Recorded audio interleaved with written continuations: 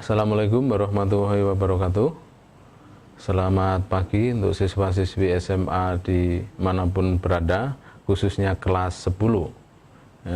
Good morning for the student at the whole places anywhere that you can receive this broadcast.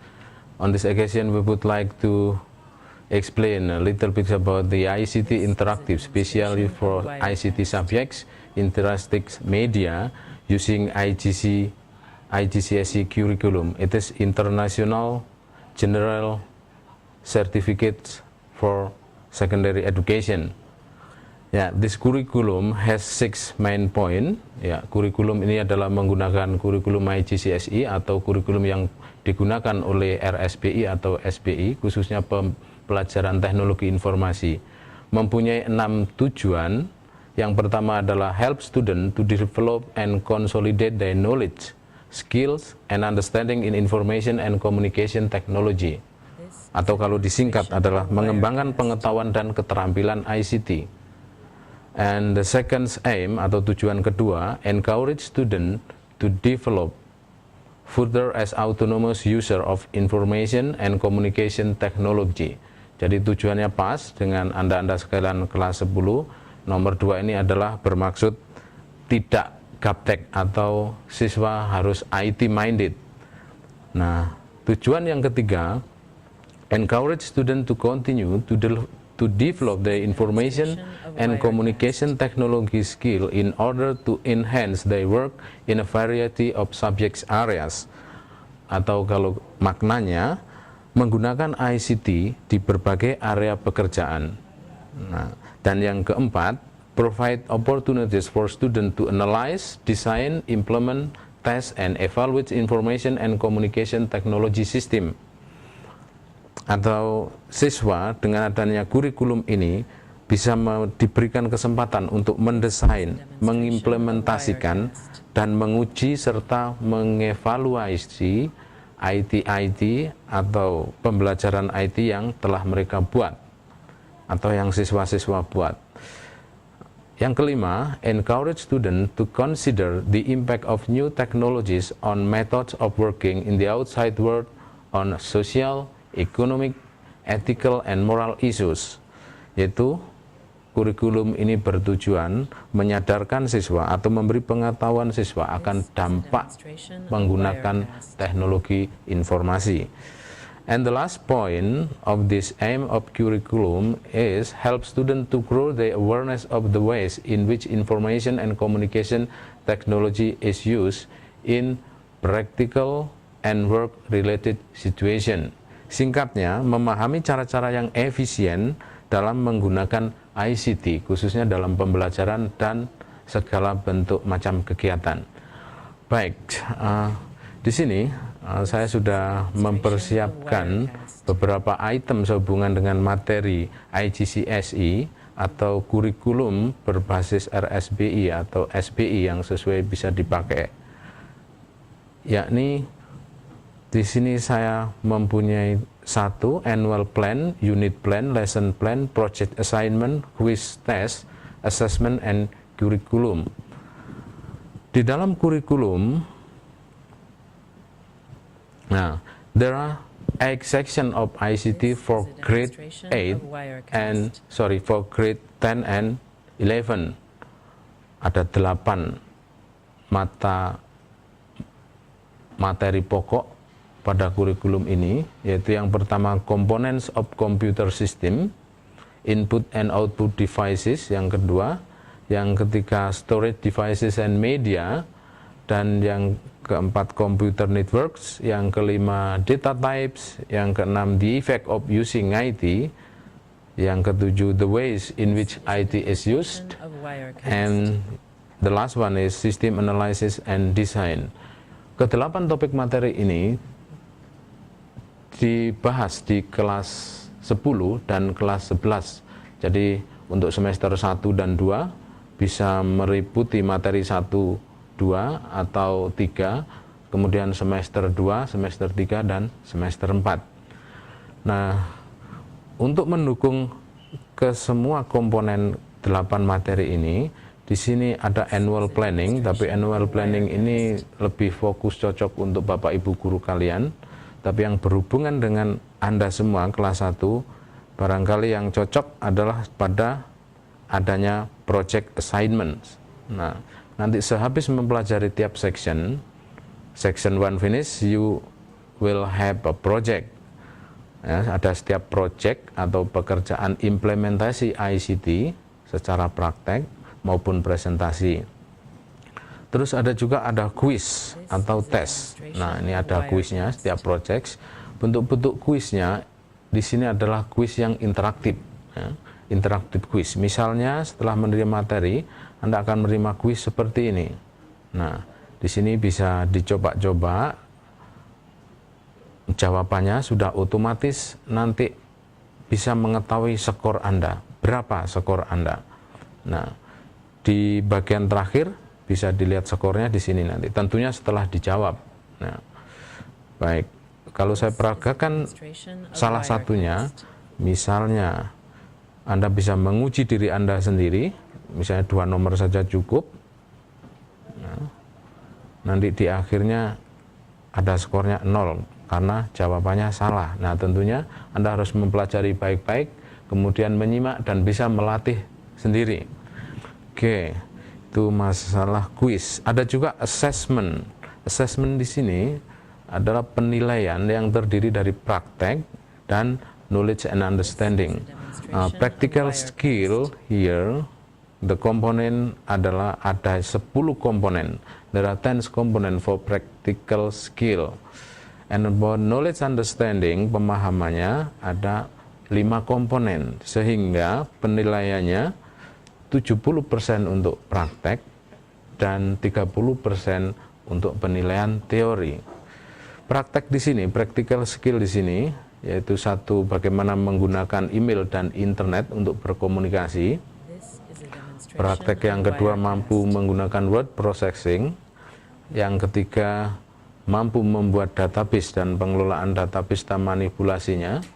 Yang keempat, integrasi data from different sources, dari berbagai sumber. Dan yang kelima, produce output in specified format, yaitu menghasilkan format-format, ya, hasil cetakan, baik itu dari pengolah data, pengolah angka dan lain sebagainya. Yang keenam, use spreadsheet. Nah, ini spreadsheet to create and test a data model, extracting and summarizing data. Nah, ini dikenal dengan Excel. Yang ketujuh, praktek represent data as information in a variety of chart format. Data bisa dikonversikan dalam bentuk chart atau format lainnya. Yang kedelapan adalah praktek create structure website with style sheet, tables, and hyperlink, yaitu praktek membuat website dengan segala pernak-perniknya, bisa dengan tables, hyperlink, dan lain sebagainya, dengan grafisnya sekalian. Dan yang kesembilan, praktek atau membuat interactive presentation. Nah, membuat presentasi yang interaktif, bisa dengan PowerPoint, Flash, dan lain sebagainya. Dan yang ke-10, praktek menggunakan audio picture software editing to manipulate pictures or video. Dalam hal ini bisa Adobe Photoshop, Adobe Premiere Pro, or Movie Maker untuk menghasilkan suatu courseware, yaitu materi ajar berbasis audio, video, dan gambar tentunya. Sedangkan untuk penilaian atau assessment yang bersifat teori meliputi 5 komponen, yakni the function of the main hardware and software component of computer system. Jadi Anda para siswa harus mengerti, paham betul akan fungsi utama baik hardware dan software pada suatu operating system. Dan yang kedua adalah Anda bisa mengerti serta memahami apa itu jaringan or networking of information processing system. Yang keempat adalah mengerti dan memahami the ways in which information and communication technology is used. Bagaimana dan apa ICT tersebut digunakan beserta efek-efeknya bisa dipahami. Yang keempat, the stage and method of system analysis and design. Langkah-langkah menganalisa dan mendesain suatu sistem. secara teoritis itu urutannya bagaimana, atau katakanlah belajar algoritmanya bagaimana dulu sebelum menciptakan suatu sistem. Dan yang terakhir adalah computing terminology. Ini istilah-istilah yang ada di ICT, di komputer Anda harus memahaminya. Begitulah seputar assessment. Okay, now we come to curriculum.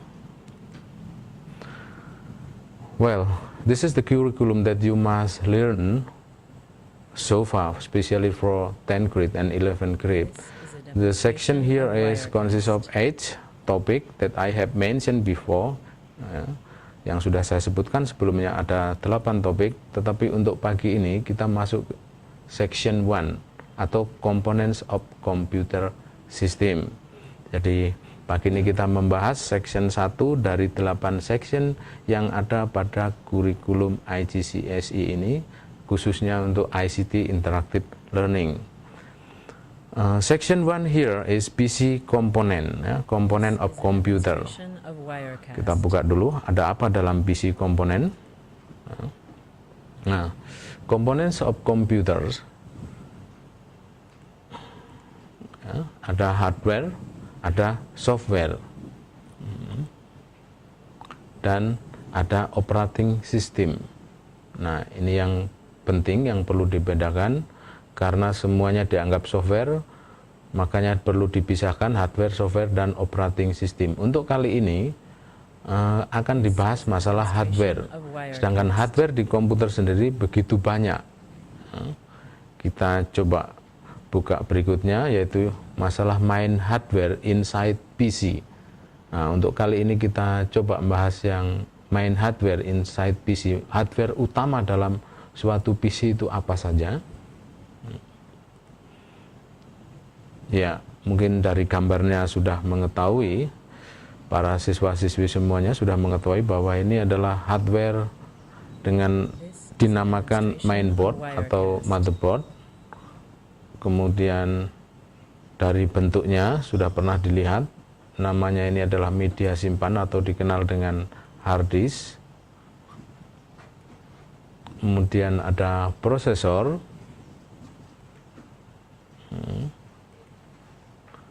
dan ada semacam kipas, tapi itu bukan kipas, namanya power supply.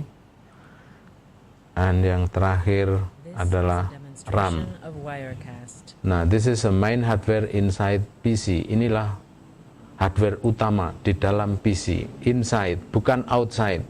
Outside nanti ada penjelasan tersendiri, tetapi yang inside sesuai di kurikulum IGCSE ini harus dipahami terlebih dahulu. Untuk kesempatan kali ini kita kupas satu dulu. Pada pertemuan berikutnya kita akan membahas satu persatu sampai detail.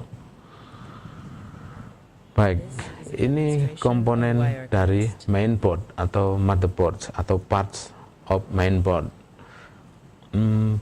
Perlu siswa ketahui bahwa perkembangan mainboard begitu cepat dan tentu saja modelnya berbeda-beda, tetapi baik model apapun dalam suatu motherboard terdiri dari part-part atau bagian-bagian komponen untuk komponen yang lainnya. Sebagai contoh, bagian nomor 1 yang digambarkan dengan nomor 1, nah ini adalah soket prosesor, untuk tempat soket prosesor, nah, untuk menempatkan prosesor di install atau ditaruh di posisi gambar nomor 1. Sedangkan gambar nomor 2 itu adalah untuk menempatkan memori. Nah, nanti akan ada penjelasan tersendiri apa itu prosesor, apa itu memori, apa itu fungsinya, dan lain sebagainya. Yang ketiga adalah chipset. Nah, ini chipset suatu motherboard, bisa dikenali dengan mungkin chipsetnya VIA, Intel, dan lain sebagainya. Dan yang keempat ini adalah power supply, maksudnya adalah konektor untuk power supply, untuk power, kekuatan energi atau listrik. Yang kelima itu untuk media simpan yang dikenal dengan floppy disk. Floppy disk kecil, cuma sekarang udah bukan zamannya lagi, tapi masih ada motherboard yang menggunakan floppy, media simpan yang berkapasitas hanya sekitar 3,5 megabyte, jadi kecil. Semuanya sudah menggunakan yang praktis portable seperti flash disk. Oke, sedangkan yang kemarin ini adalah keenamnya itu untuk hard disk ya, konektor hard disk. Posisinya bisa di sini untuk yang gambar ini, di lain tempat mungkin berbeda, tapi di setiap komputer pasti ada part untuk hard disk. Yang ketujuh ini adalah PS, yaitu bukan untuk PS mainan, bukan, tapi ini adalah konektor ya. PlayStation-nya ini dua, ini maksudnya untuk bisa mouse ya, bisa untuk keyboard ya. Sedangkan yang ke-8 adalah part atau konektor USB port, ini untuk menancapkan USB. Ada beberapa komputer yang USB-nya 1 atau 2 bahkan lebih dari itu.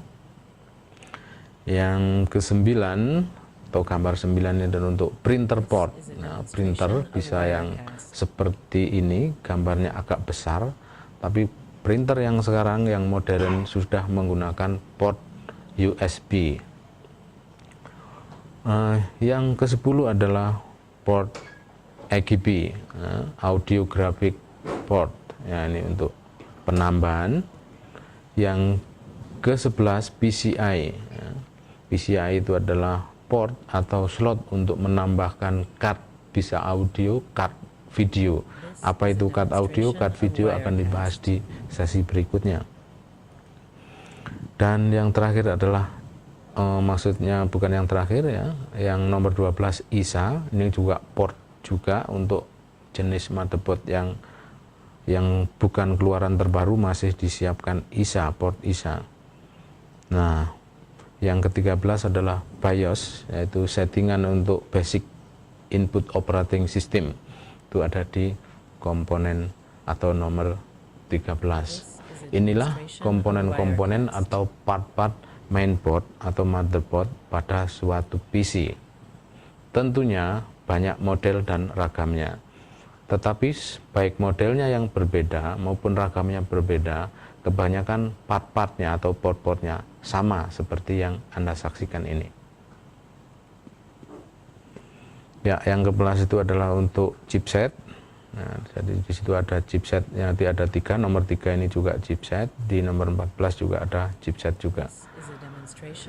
Oke, kita pindah ke penjelasan masalah external port pada suatu mainboard. Pada suatu mainboard nampak dari sudut pandang luar, kalau yang tadi itu internal, ini biasa eksternal yang kelihatan di belakang PC.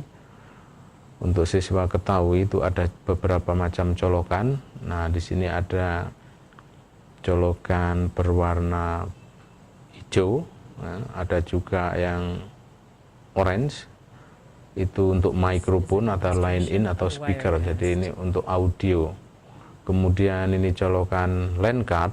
LAN card ini bisa untuk kartu jaringan, atau di bawahnya ini untuk USB juga bisa. Sedangkan di sini ada Firewire 1394. Firewire 1394 itu adalah koneksi sejenis USB tapi bukan USB. Biasanya diperuntukkan untuk kamera-kamera digital atau handycam. Koneksinya bisa menggunakan Firewire 1394. Apa bedanya dengan USB? Dari sisi kecepatan Firewire lebih cepat. Nah, ini juga ada USB port. Nah, ini ada 1, 2, 3, 4. Berarti motherboard ini mempunyai 4 fungsi port untuk USB-A, cukup banyak. Ya, di sini ada port lagi, video graphic card. Ya, ini kalau dilihat dari artinya atau namanya video graphic card, itu grafik untuk video menampilkan gambar, berarti ini colokan ke jurusan monitor. Nah, sedangkan yang ini parallel port.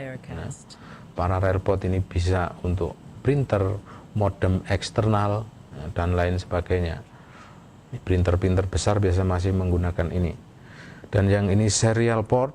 Nah, ini serial port juga bisa untuk modem eksternal, bisa juga untuk mouse, bisa juga untuk apa ini yang dikenal dengan istilah serial port lainnya. modem eksternal, tapi hampir mirip dengan VGA card, cuma ini ada pinnya ya, ada semacam jarum-jarumnya. Nah ini, sedangkan yang ini juga bisa untuk colokan mouse, biasa yang warna berbeda dengan keyboard. Nah ini yang nampak eksternal, nah, yang biasa default oleh suatu motherboard seperti ini.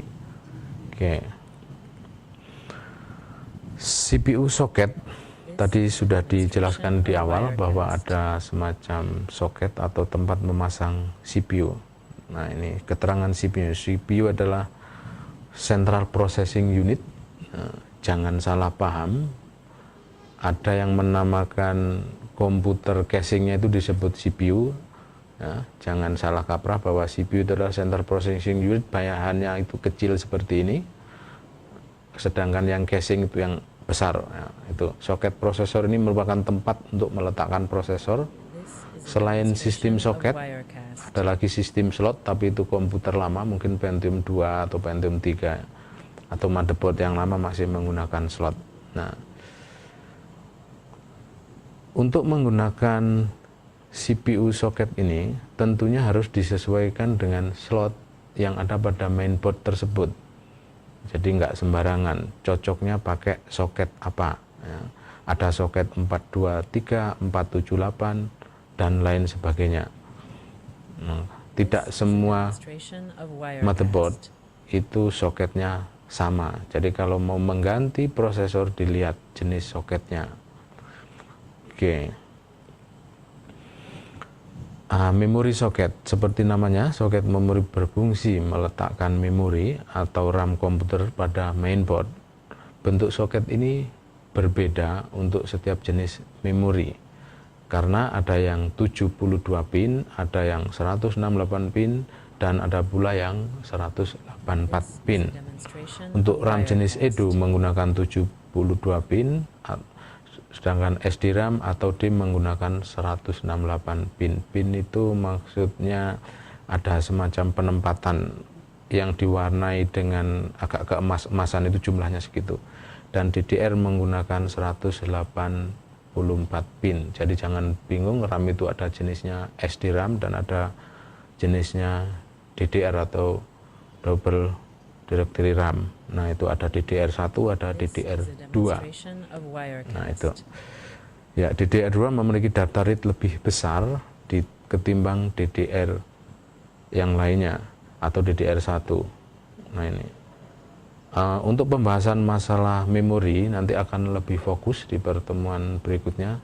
Ada membahas khusus memori beserta fungsinya dan cara kerjanya ya. Nah tadi disebut ada slot AGP atau PCI. AGP adalah singkatan dari Accelerated Graphic Port, berguna untuk menyalurkan data dari kartu grafis ke prosesor tanpa melalui memori utama. Nah hal ini akan mempercepat proses pengelolaan data yang berbasis grafis. Misalnya Anda ingin bermain game, kemudian memori Anda di komputer cuma 512 dan gamenya mungkin putus-putus atau patah-patah, itu mungkin kekurangan memori. Jadi bisa ditambah memorinya dengan dua cara. Anda menambah slot memori, beli memori juga ditaruh di slot memori, atau membeli video graphic card. Nah nanti dimasukkan di slot AGP ini. Nah itu fungsinya. Baik, namanya dikenal dengan slot PCI ya. Berikutnya, nah ini adalah komputer hardware chart dari berbagai hardware komputer. Ini gambarnya. Nah di sini ada berbagai memori RAM, itu ada bermacam-macam ya. Ini ada bermacam-macam RAM, ada bermacam-macam drive, jadi jangan bingung. RAM modelnya juga enggak satu model, ada yang pendek, ada yang panjang, ada yang kecil, ada yang besar. Nah, ini port, colokan-colokan juga ada banyak semacam ini. Nah, kemudian CPU socket, nah ini ada beberapa macam CPU, Central Processing Unit ya.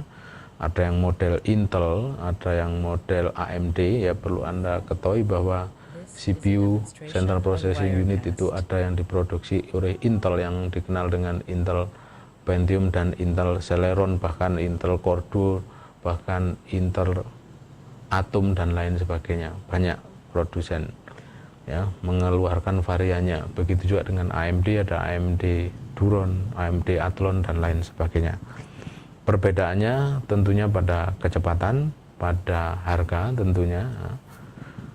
Dan nanti kalau Anda membeli bisa membaca spesifikasinya atau menanyakan kepada vendornya seteliti mungkin.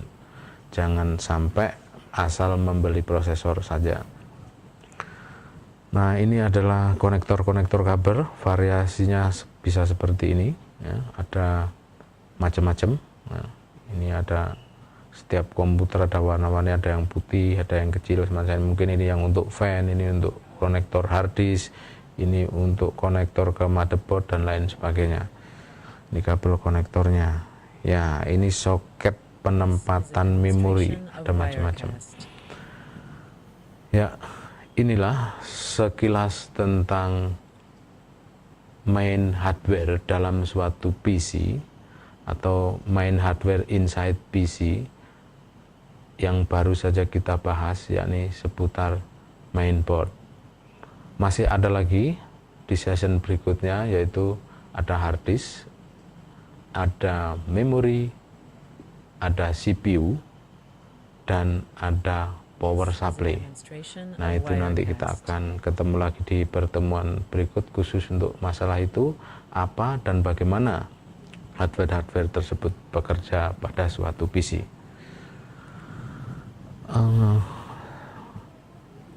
Untuk mengirim tugas, biasanya kalau untuk siswa SMA bisa dikirim tugas ke, kalau saya untuk siswa-siswanya mengirimkan melalui email sma10malang.com.net, ini untuk pengiriman tugas kalau ada project. Sedangkan untuk referensi bacaan disarankan Anda membuka website atau blog yang ada di tampilan layar ini. Baik siswa-siswi sekalian, demikian pembahasan masalah hardware atau main hardware inside PC sehubungan dengan kurikulum IGCSE atau International General Certificate for Secondary School yang terdiri dari 8 poin atau 8 topik utama. Dan kali ini kita baru masuk section 1 atau poin 1, yakni component of computer system, dan submaterinya adalah pada hardware, fokus pada mainboard. Kita akan ketemu lagi di lain kesempatan. Kalau ada kurang lebihnya mohon maaf. Saya akhiri, wassalamualaikum warahmatullahi wabarakatuh.